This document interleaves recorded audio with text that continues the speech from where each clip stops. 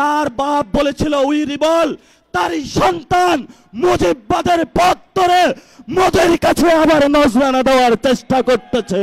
ভারত আমাদের সেই শহীদ ওসমান হাদি ভাইকে শহীদ করে দিয়েছে, অসংখ্য ভাইকে শহীদ করে দিয়েছে।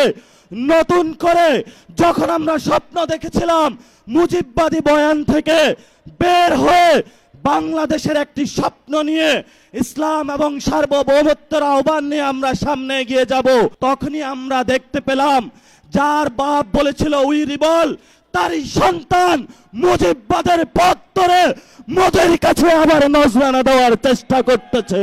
প্রিয় বিএনপি, প্রিয় তারেক রহমান, আমরা আপনাদেরকে স্পষ্ট বার্তা বলতে চাই, আপনার যদি মুজিববাদে যাওয়ার ইচ্ছা হয় আপনি আওয়ামী লীগ থেকে বড় মুজিববাদী হইতে পারবেন না।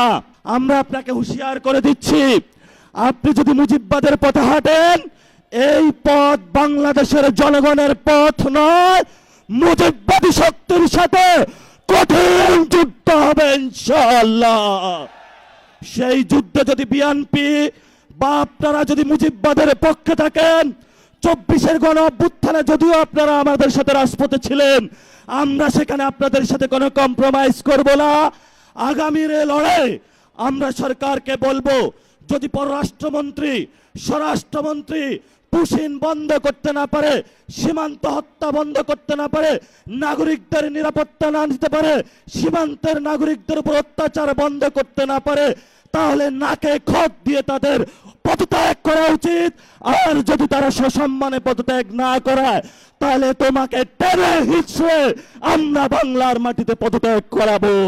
লাস্ট যে কথাটা, আমাদের ফরেন মিনিস্টার জাতিসংঘে ইলেক্টেড অ্যাসেম্বলি হয়েছেন, জাতিসংঘের সভাপতি হয়েছেন, কিন্তু সীমান্তে আপনি হত্যাকাণ্ড দেখেন না, সীমান্তে আপনি পুশিন দেখেন না।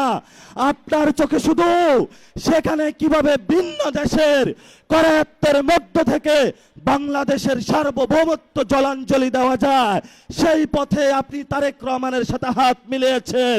প্রিয় খলিল ভাই, এই খলিল ভাই আপনি ছিলেন না। যদি আপনি মুজিববাদের পথে হাঁটেন আমরা আপনাকে শায়েস্তা করার জন্য প্রস্তুত আছি। তখন কোন খলিল ভাই আমরা চিনব না, সালাউদ্দিন ভাই আপনাকেও আমরা চিনব না। প্রস্তুত হন, আমরা ছিলাম রাজু ভাস্কর্যে, শাহবাগে এসেছি, ভবিষ্যতে পুরো বাংলাদেশ একসাথে জেগে উঠবে সার্বভৌমত্ব এবং ইসলাম রক্ষার আন্দোলনে। সবাই প্রস্তুত হন, সময় শুরু হয়েছে।